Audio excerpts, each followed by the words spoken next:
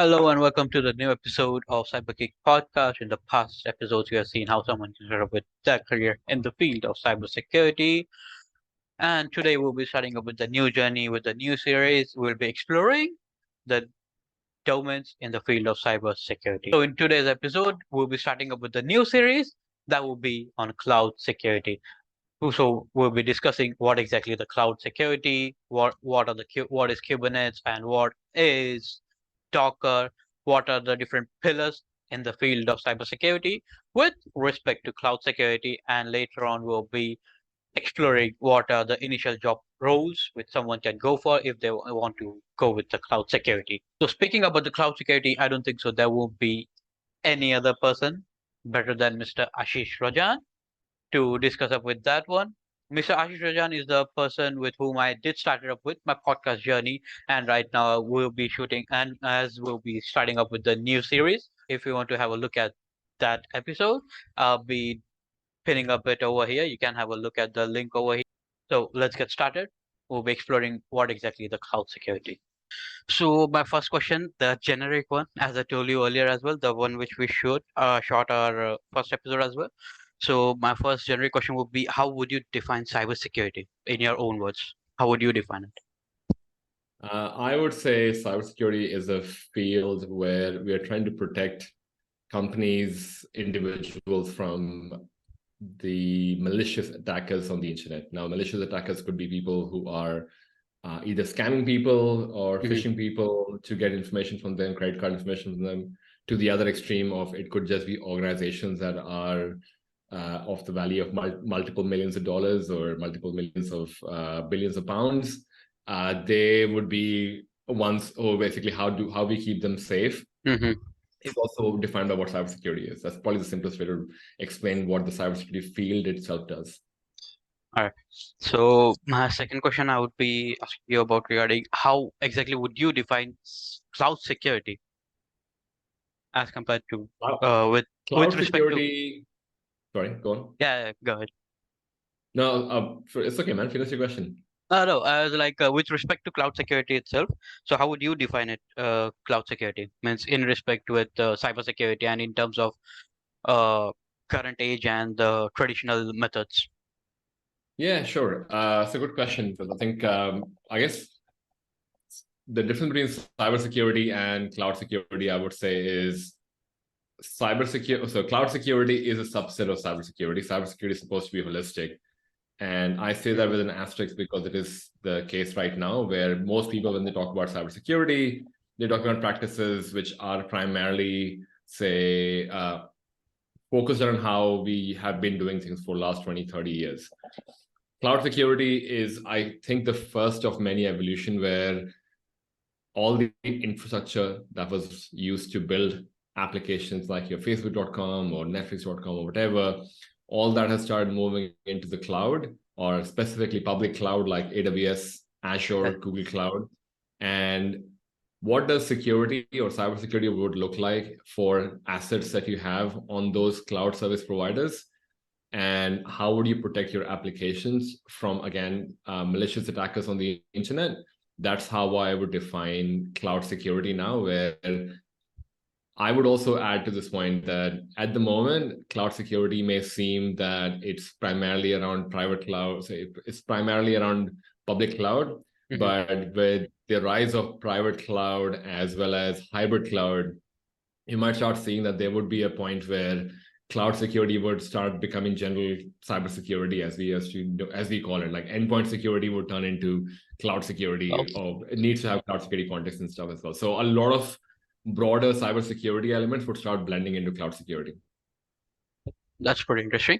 So talking about that means like couple of pillars over here and this one. So basically, I'll start with how would you define those pillars? Like I can go with like data protection, IR, that is incident response. Then IAM, identity access management, and infrastructure protection. Means how would you define these pillars? So these are some common terms which are used in cybersecurity as well as in the cloud security. So how would you define them with respect to cloud security, as they have like different definitions.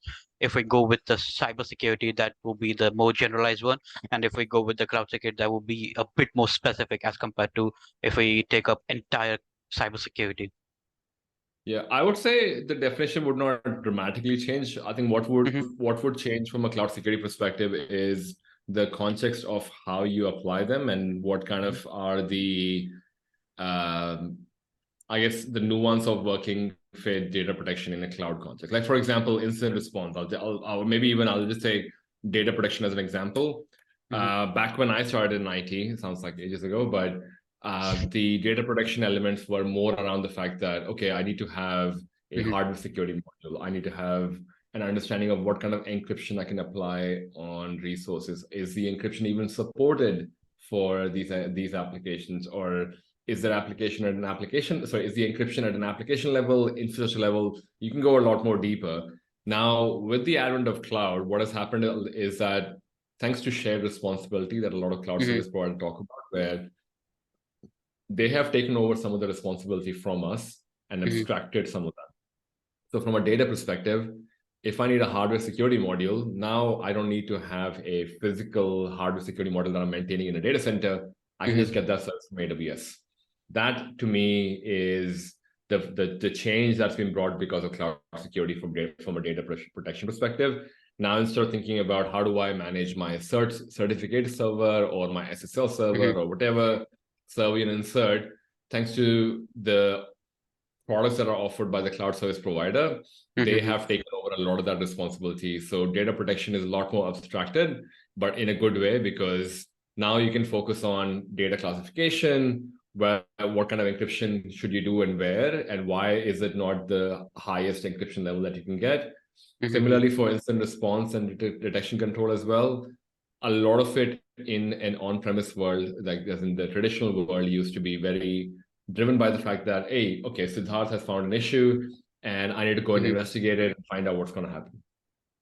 Fortunately, in a cloud context, because of API, a lot of the detection controls and incident response could be a lot more automated.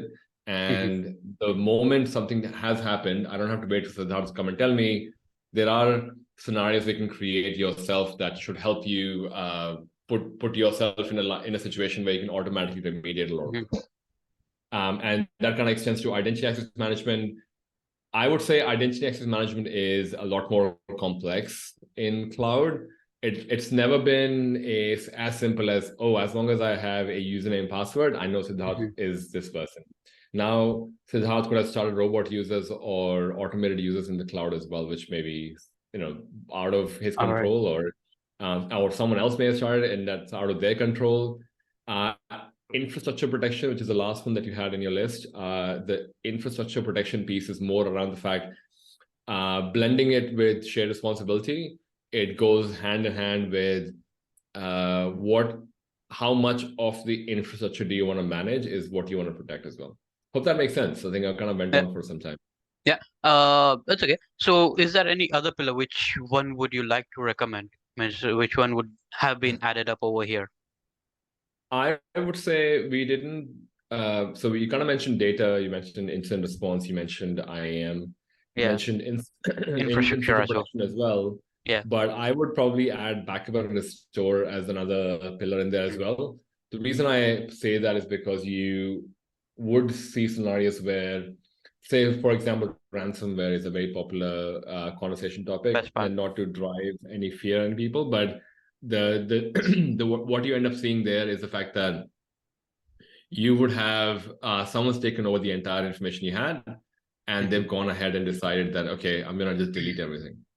Now at that point in And time, if you don't have backup or if you don't have a disaster recovery test that you've run in the past to know that your backup process would work and you would be able to come back into a full business, regular business as it goes, mhm. that I think is probably worthwhile calling out as well. And moving on ahead with the next one, I would like to ask you about regarding the Kubernetes and Dockers. So there are like a couple of misconceptions, like either you can go for Kubernetes or either you can go for Docker. So which Mhm. one? So is there any like misconception? I guess as far as I know, they both go hand in hand. They both are like fundamentally related to each other. So Would you like to shed some light on that one? As in what the difference between the two is, or where Yeah. would you use one over the other? What exactly the difference between two, and how related, how entirely they are, means related to each other. Sure. So container, I guess for people who are building microservices, Hmm. it's a very common thing for them to use containers.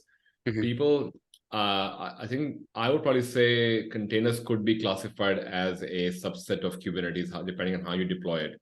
Hmm. And we did a whole course on this as well, because Kubernetes fundamentals is something that's definitely worthwhile covering. Hmm. So the idea behind that was you're able to kind of get the orchestration of containers done quite easily by using something called Kubernetes. Almost like Kubernetes is a wrapper around container service. If I were to like make it even more simpler from a conversation, and obviously that's not the technical definition of it, but the way I Yeah. would describe it is you have an option to use containers for your Hmm. services. Now you can go down the path of using Docker or any other operating system that you want. Hmm. But it soon came to a point where if you have a lot of containers, how do you manage that? And that's what led people to down the path of Docker Swarm, Mesosphere, as well as Kubernetes.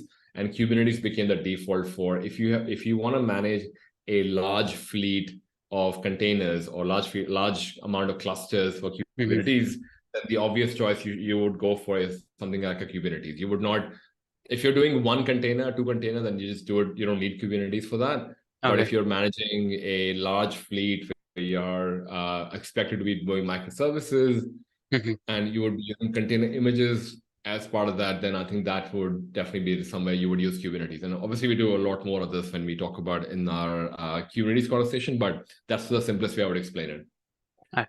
So how would you divide both of them, like each other in entity? They are like basically, as you said, they are both different entities. So how would you define each of them?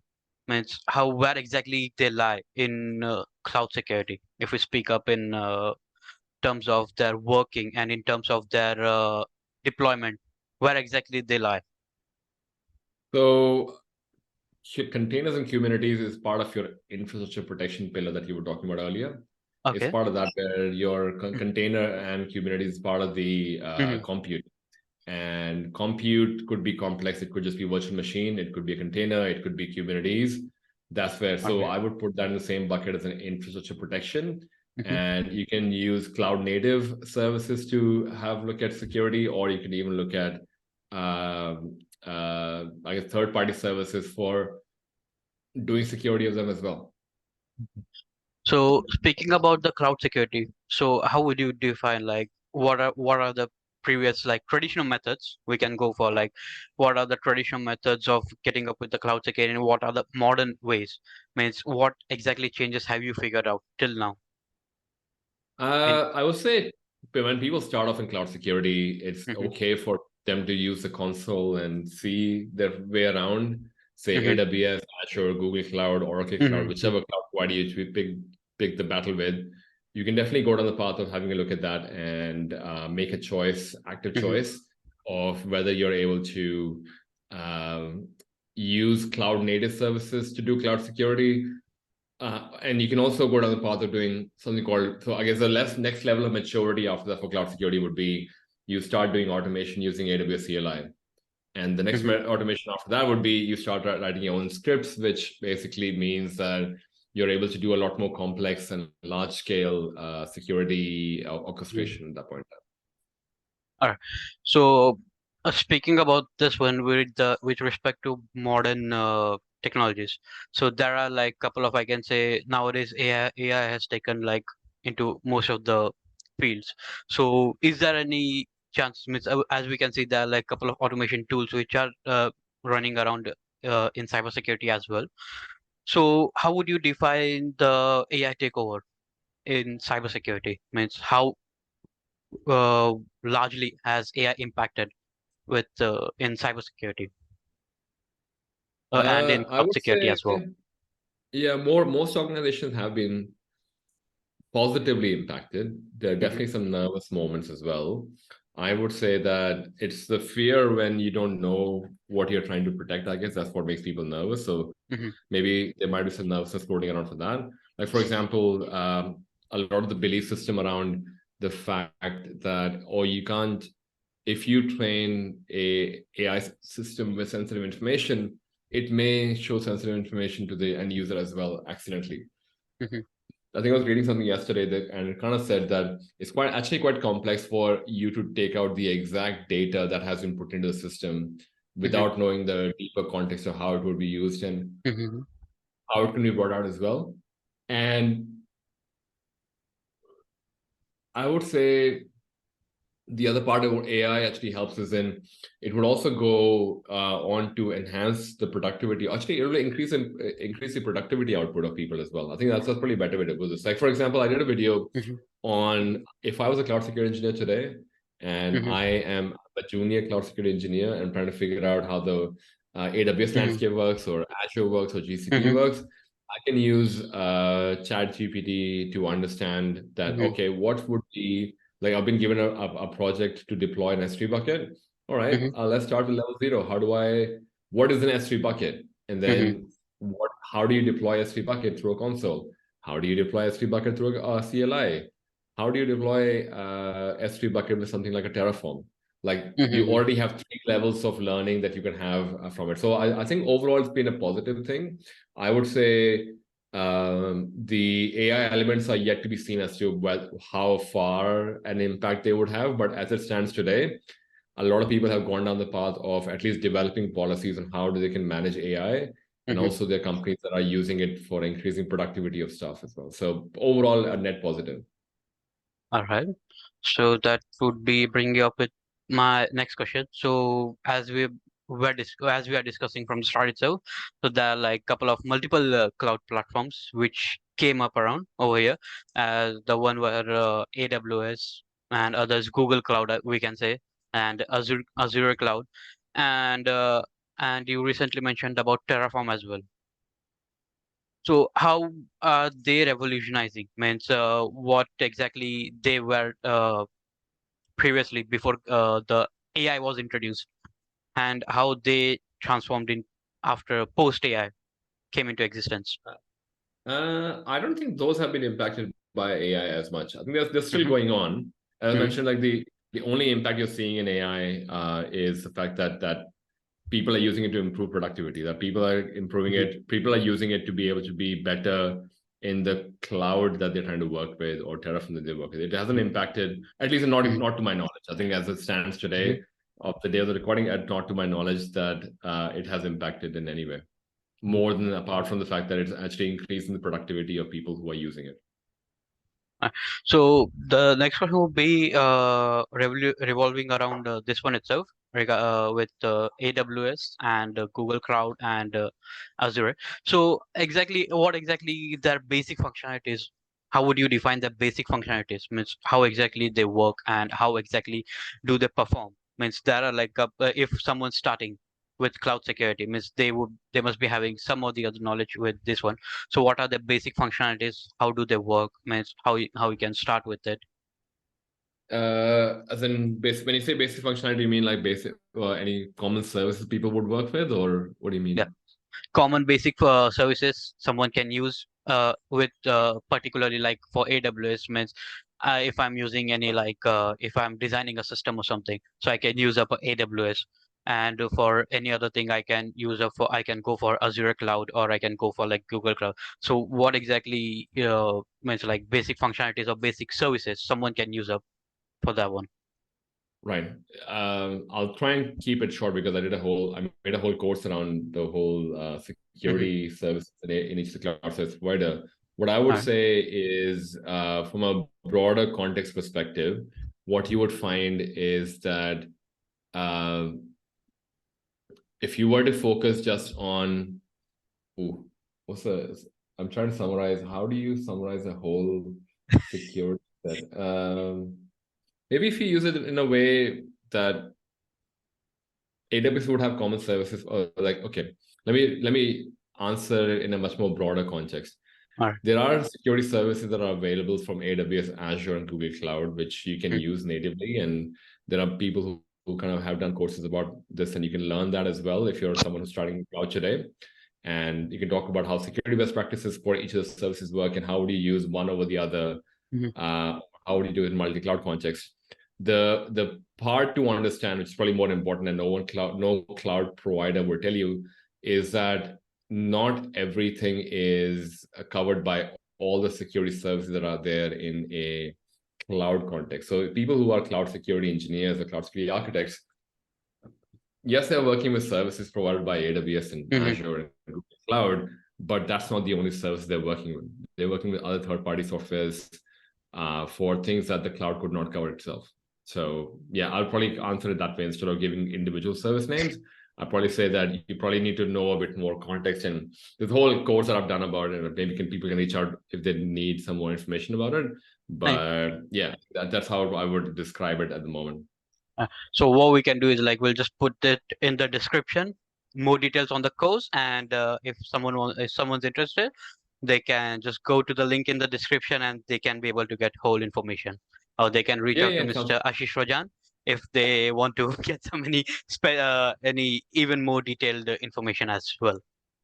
Yeah, sounds good, man. I appreciate that. I mean, but we can be really simple. We're just calling it cloudsecuritybootcamp.com. The idea is to get on like a monthly workshop for 1 hour on a real life business use case that people can that should help people perform better in the interviews they go for as well. So funny enough, the topic this month is AWS Security Specialty Certification. So which is a new version out. So sorry, thanks for having that in the description as well. That's the perfect time to get introduced with these services. And the next one I would like to go with this one. Is there any other point which one you would like to discuss over here? Is there any like misconceptions like people take? Is there any, like cloud security is different and cybersecurity is a different? But obviously you told us that cloud security is a subset of cybersecurity itself, but still there are like a couple of misconceptions which people see like cloud security is quite different as compared to the normal cybersecurity. So how would you like to go ahead with that one? I would say depending on which stage of life you're in terms of working for a job, in the search that you do for your next workplace, you would find that the your broader cybersecurity titles are still a lot more. Having experience of the cloud actually helps, but it's still the roles are still called traditional roles. They would not be called cloud security engineer. Some people may still call it security engineer. Some people may still call it security architect, not cloud security architect. So that's a misconception that you would actually find a cloud security architect job there. I mean, I'm sure they're there. It's just that majority of people would still call it security architect. So what I'll do is I'll just close this one and I'll start up with the new one, and we'll be discussing about some roles which someone can go for. Yeah. Okay. Sure. I'll just share up the new link. Yeah, sounds good.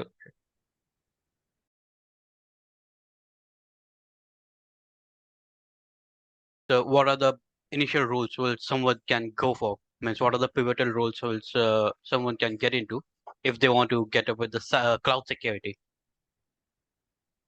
I would say usually like a SOC analyst roles are just usually a good ones to go for, even in the cloud context.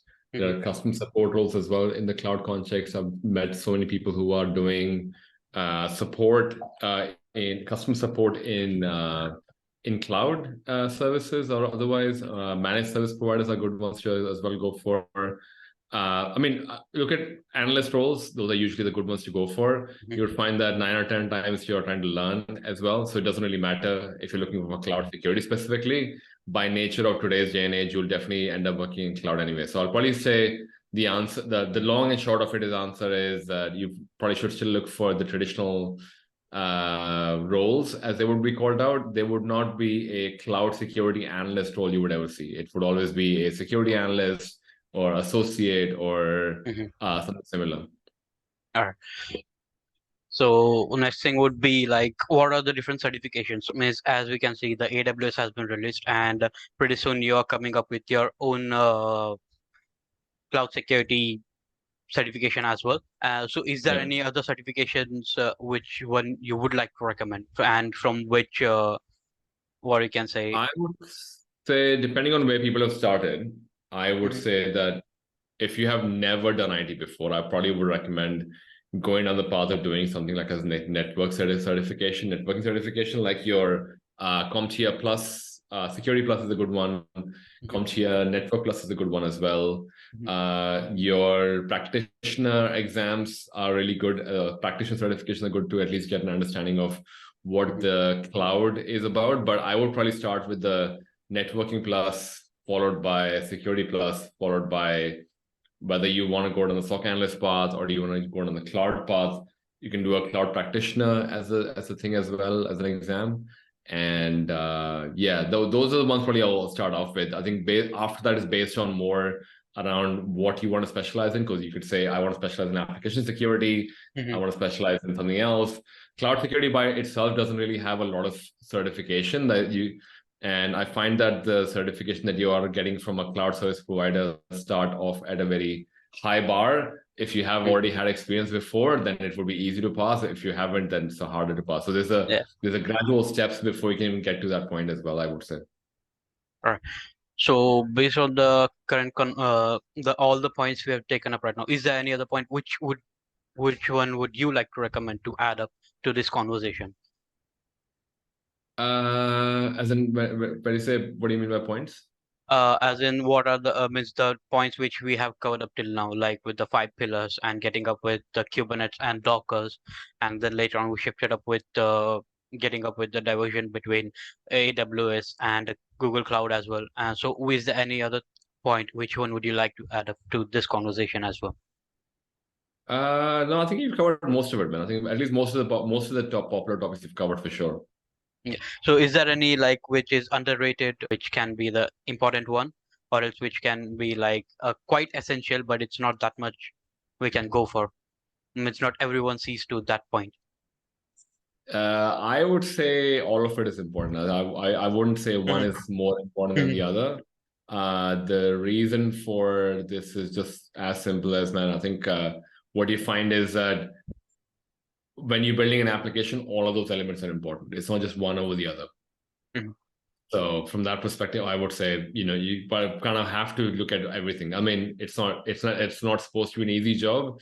I think if we were just getting paid for not doing much work, then it won't be work, right? Why would people pay us for that?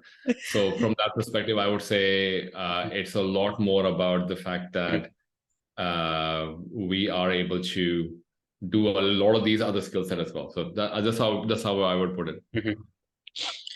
So we'll be concluding with this one. So how would you conclude today's entire conversation which we had? I would say don't be sidelined by just hearing cloud and cloud security. Focus on getting the basic fundamentals right, like your networking, what does a compute look like, what does storage look like, what is encryption, all of that. And then think about cloud and cloud security.